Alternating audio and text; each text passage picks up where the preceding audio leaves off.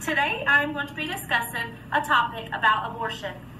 This has become a great debate in the United States of America for several years. Abortion is the killing of unborn children.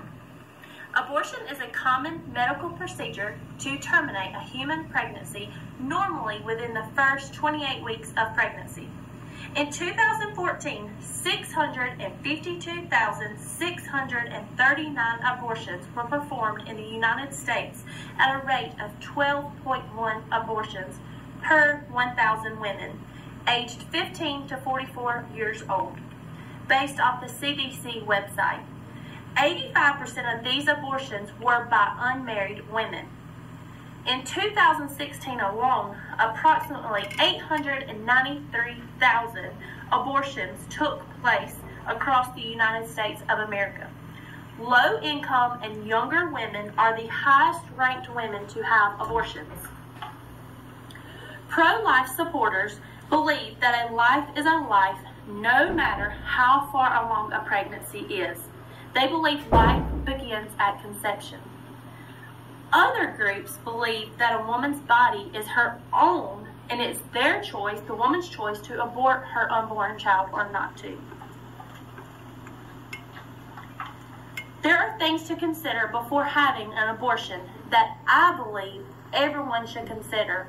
1, have the baby and raise it until it reaches adulthood. 2, carry the child and then place the baby up for adoption.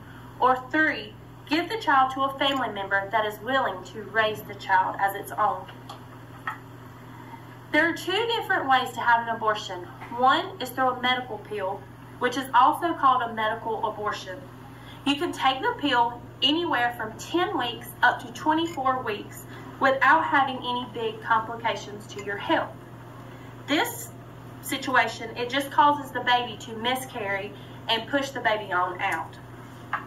The second way is through a surgical abortion, which involves a quick, minor operation. There are 2 types of surgical abortions. The first one is a vacuum aspiration, where they suction out the fetus up to 14 weeks of pregnancy, and you can go home the same day of the procedure. The second one is dilation and evacuation, which happens between 15 and 24 weeks of pregnancy.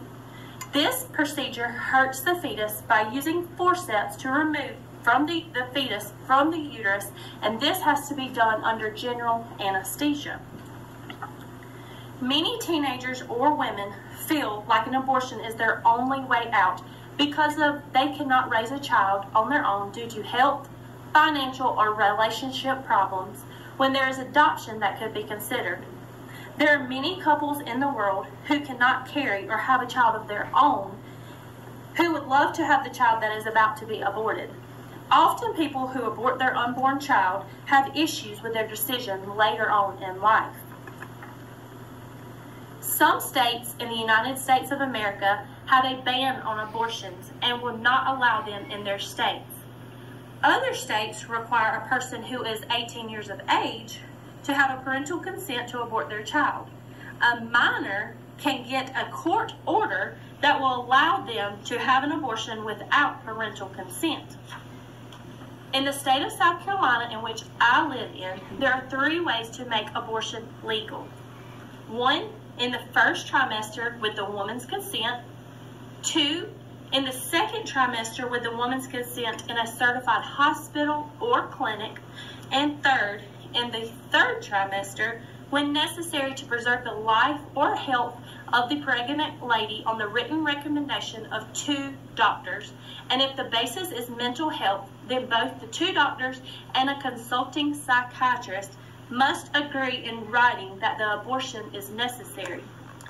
This law states that the husband's consent is required in the 3rd trimester, but spousal consent was found unconstitutional by the U.S. Supreme Court in 1976 and cannot be enforced.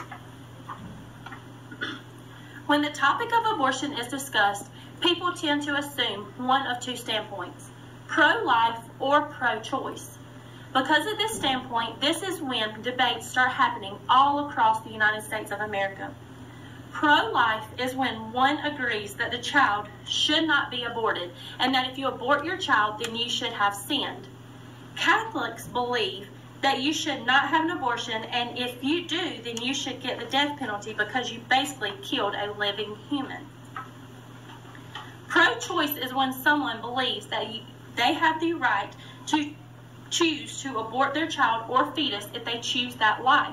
Many pro-choice activists believe that someone should be abstinent, and if not abstinent and you become pregnant, then it's your choice to end the life of the unborn fetus, when basically that is killing a human.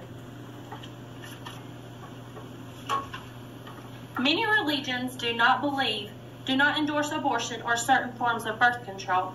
This is because such religions may believe that sexual intercourse is for procreation purposes, or because any children conceived within a marriage are children of God. Terminating a child of God is a moral sin, whether it be with a married couple or with a single mother. Terminating a child of God is a sin. Me personally, I stand for pro-life. I believe that any child being born into the world has the choice of living. I don't think any mother should kill their unborn child, because with killing the child, you're sinning against God. That child deserves to have a life, whether you keep it, someone in your family keeps it, or you give that child up for adoption to some family that cannot have children.